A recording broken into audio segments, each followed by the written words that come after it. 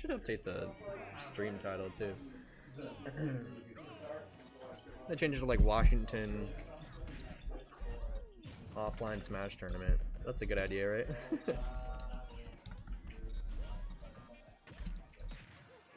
I'm trying to find like the fancy line on this as well. There we go. Cool. Oh, it's gonna be so fancy now. Cool. Updated the title. Alright. Game 1 here. Going to Battlefield. Both players feeling things out. Oh gosh, matchup wise, we do know that it's gonna be so hard for Dr. Mario to get in on Game & Watch, but at the same time, once he's gonna get those hits, Game & Watch is a very light character, and Dr. Mario hits very hard. So if Swax can land those hits and get back to stage, unfortunately getting hit there off stage and get his stock taken from him there. Good call out. Capes after. I think that might have been intended to be a down B and just a misinput, but JR being very patient to play on top of the platforms there. We know that Dr. Mario does not have much jump height. Oh my gosh, that stock did get taken. Nice little cutesy taunt from Swax there. As both players obviously were playing just like overtly patient, which is triggering for a lot of people, including me. But fun to see that both players are kind of playing the same pace and just waiting to see what each other are going to do at this point. Because, I mean, this being the first match between the two and both having played each other before, we're going to see things like, I was talking to Turn earlier today, people have like daily tendencies. So it might just be a day that Swax is rolling in all the time. And so we're just seeing if both players, oh, good tech there from Swax, nice juice. But a good nair conversion to forward tilt. Okay, we're still alive. Has to, yeah, that's just an awful offstage situation for Dr. Mario there.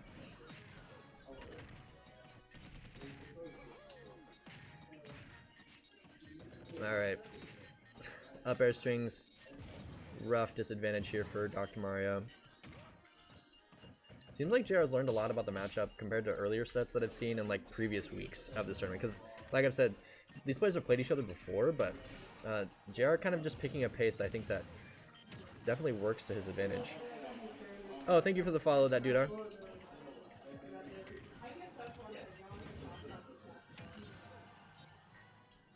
Alright, so setting up for the offstage presence once again. Ooh, that up smash gonna kill at 100%, which just feels so like such a low percent for most characters. But Game & Watch being so light, that stock's definitely gonna get taken there. Unfortunately, Swax getting sent off stage here once again. Oh man, that down smash almost hitting. I'm sure he's gonna just forward throw him, right? Oh, up throw. Okay, mixing things up. Maybe just trying to go for a DI mix up.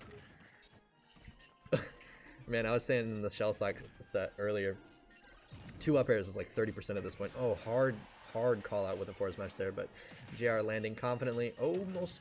Oh, doesn't get the tech there on that one. I don't know if I saw the red flash or not, whether or not it was techable, but game 1 going to JR with his Game & Watch.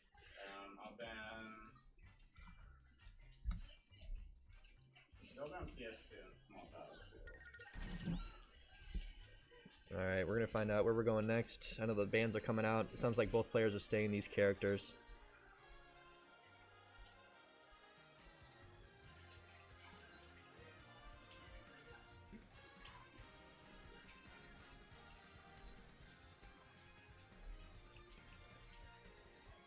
Yeah, I'm definitely a similar thinker when it comes to Swax here, when it comes to stage selection. I gotta like think as hard as I can and wait before I like choose a stage, because sometimes I run into stage selections that I'm like, oh crap, they've like, maybe the character does well in this stage because the blast zone is like low, like a low ceiling or something, so I'm trying to avoid that. But I'm thinking back to like the match that I just played, and oh, he killed me off the side of the stage all 3 times, so I don't even worry about a tall ceiling. So when it comes to stage selection, it can come down to the character, but also the player and how you're getting killed. So a lot of the time you need to keep that in mind. Just how you're dying, right? Being mindful of that can really help your gameplay overall when it comes to adapting quickly in a set. Obviously, just being the biggest point of like being mindful of how you're dying in general is important. But at the same time, when it comes to how your opponent continues to kill you, keeping consistent track of that helps you avoid those situations in later sets. But obviously very even percentage start here between both players. Swax going for a hard call out, but doing a good job to avoid random smash attacks. And just a classic thing Game & Watches do is they intimidate the opponent with a charged smash attack. So they can pretty much charge a down smash or an up smash for free because just about how intimidating and how large the hitboxes are. So not surprising to see that from JR, but at this point, ooh, hard call out, hoping that to get like maybe a neutral air dodge out of that one at that time. Oh, nice high recovery that time. Swax barely getting out of that offstage situation. JR's been doing a really good job of pressuring offstage, but Swax sneaks by and gets a kill there to get his first advantage state but in this match so far. Gonna wait and see if Swax waits for JR to approach, but right as I say that, the stocks and percentages get evened right up.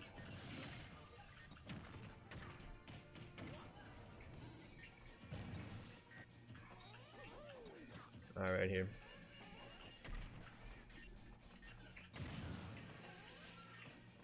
I'm just like waiting to look and see if I can catch some more of the tendencies of these players. It seems like JR's playing a little bit more from the air at this point. Maybe because Swax is just a little bit more stronger on the ground when it comes to Dr. Mario. Maybe JR's a little bit noticed that. But at the same time, looks like Swax is starting to use pills a little bit more to kind of mix up the neutral. That pressure kind of creates a situation where Game & Watch has to use his reflector, which takes time, you know? So if Swax is approaching with his pill, then JR might feel like he needs to do the reflector, and Swax gets a little bit more time to like approach essentially. But it seems like JR's been doing a really good job of spacing around them so far. Hard call out again from there, from Swax with that up smash, but we know it's killed before, so we can kind of wait and see if JR's gonna land on his, ooh, on his shield. All right, off stage there for Swax once again. Oh man, the Magna Hand's gonna bring him back. Oh, that was weird. We saw the animation start for the up smash, but he's gonna die for it because of that sideways trajectory from the down smash. Alright, JR playing very patient here in the corner. Very smart thing to do. Man, that air dodge getting him to ledge safely. It seemed like it went so far, and he's gonna get a... Oh, he doesn't get a strong combo out of that. I assumed he would, but maybe the percentage differences here just give a weird combo string option for JR, but Swax playing a good patient game here. We got lots of time to work with. There, 3 minutes and 35 seconds left. Swax just really looking for this kill, but JR parrying the up B. That move is scary and does a lot of damage, and he parried it. Oh my gosh.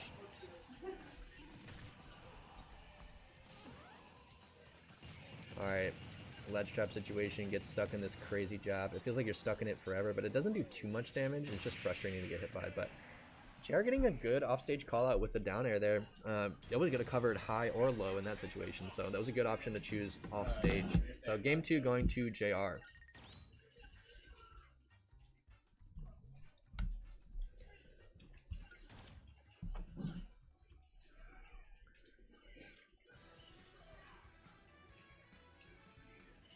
Alright, I'm excited to see where we go stage-wise. I'm assuming we're still staying the same characters for both players here, but pace-wise, it seems like things have been kind of going along a strong rhythm for both players. When it comes to the strong rhythm being like things fluctuate fast and slow, and they're doing it together, which is interesting to see. Like they're definitely reading each other's movement and pace so that things stay very even neutral-wise, but it just seems like JR's Game & Watch is getting so much more out of the advantage conversions than Dr. Mario has been able to get. Yeah, Lil Smut in chat saying Game & Watch is such a scary character to play against because they're either extremely good or extremely bad. But at the same time, no matter how good a Game & Watch player is, if they know how to up B into down air, into up B into down air, it seems like they have this like false hood of like safe gameplay. Essentially, it's just so hard to punish those moves, and they have such big hitboxes, just like that situation, right? He can up B out of most situations. But me personally knowing JR, he is a very solid Game & Watch player. He has got good patience and really consistent conversions, which has brought him to just safely getting Swax here to 100%, and we're 40 seconds into the game. So I know that both players have been trying to play patient, which is nice to see, but like I said before, Game & Watch is getting a lot more out of these conversions. Oh, down tilt to up B. Might have just misspaced it there. I do know that's a true combo. just like we saw it there. Maybe it just wasn't at percent yet, just like that. But both players here are definitely at kill percent.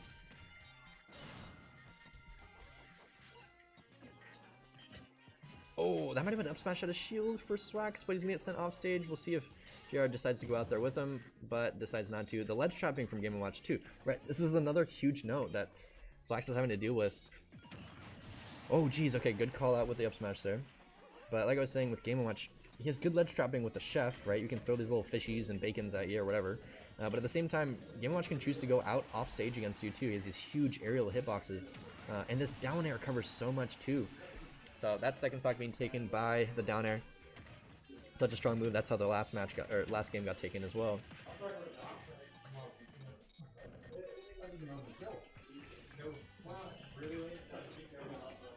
Alright, relatively even percents. Let's catch the vibe of this pace here.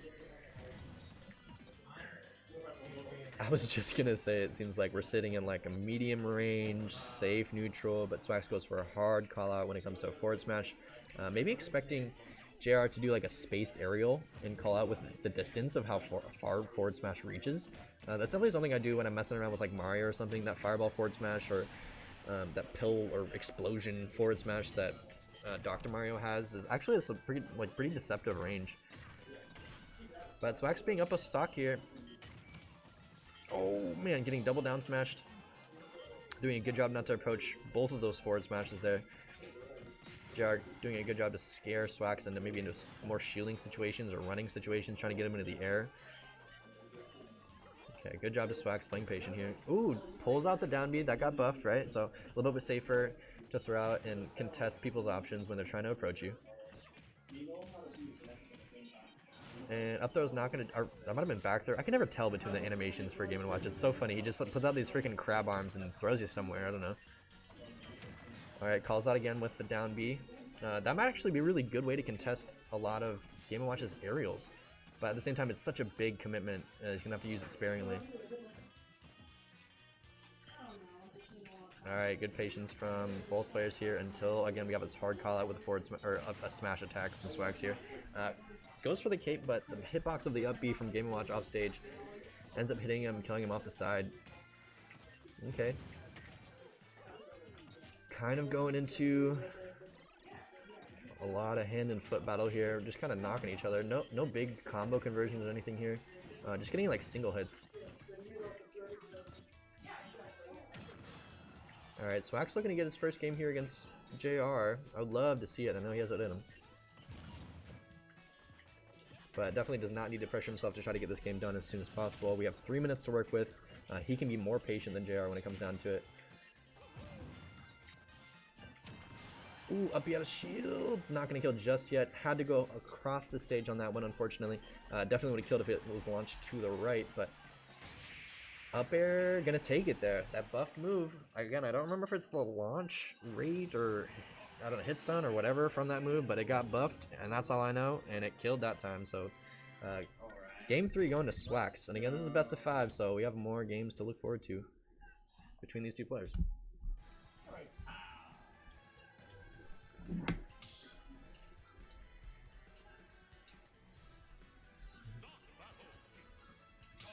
Alright, so same characters here.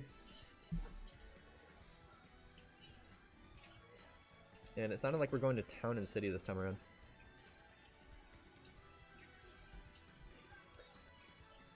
I think both players choosing music to listen to at this point. I don't know what I do at this point when it comes to listening to game audio or my own music or like a mixture of both, but honestly, sometimes if I turn on some like hardcore rock and blast it in my ears and just stare at the screen, my focus is like the best it's ever been. So recently I've been blasting music in my ears while I compete, but at the same time they also say that reaction time and everything is a lot better when you listen to game audio. So I mean, with most things in life, I would advise that you test out your options, right? You never know what you're gonna like. You just gotta be curious and see what works for you. Rough disadvantage to start here for Swax, but mixes up his recovery very safely there. Let's see if he can attack on some percent before this first stock being taken. With the pace JR is going right now, looks like this first stock's gonna be taken very soon. Alright, with such a big advantage at this point, JR can wait and see what Swax wants to do to try to get his own percentage racked up. Oh man. Okay, up throw not going to do much here.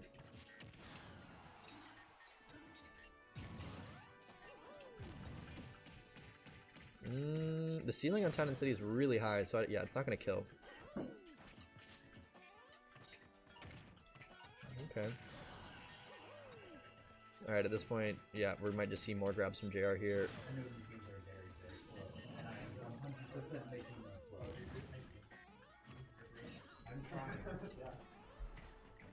Alright, 200% here on Dr. Mario. Something traded. I don't even know what move that was, but it killed finally. That stock taking super long, but at the same time, I think JR honestly got a lot of data out of that stock. He was getting a lot of grabs, a lot of arrow conversions as well. Just nothing was really killing yet, and it might have just been that JR was choosing safe options at all times to maintain his advantage. Yeah, we have modified MDSR, yeah. Yeah.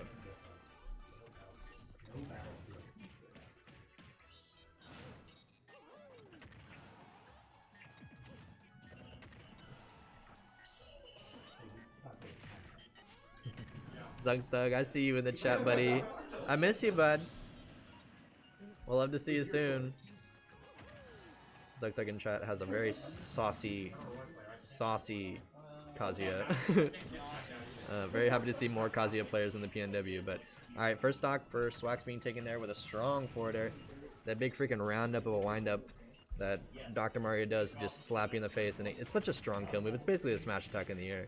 But getting juggled again by JR here. This juggle situation obviously just being such a threat against Swax so far. Dr. Mario just has a tough time getting down. He has no options to safely get down. Oh! Choosing to recover low, which is a scary situation. We've seen JR kind of just contest him off stage with those downers. Ooh, good down tilt to dash attack combo.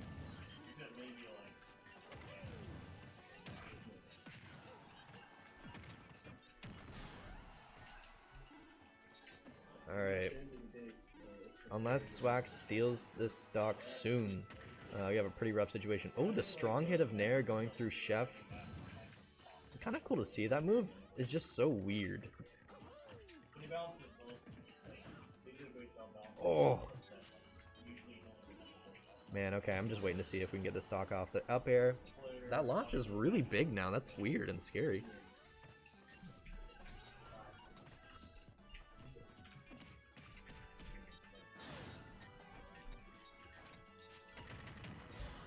Alright, we're at 153%.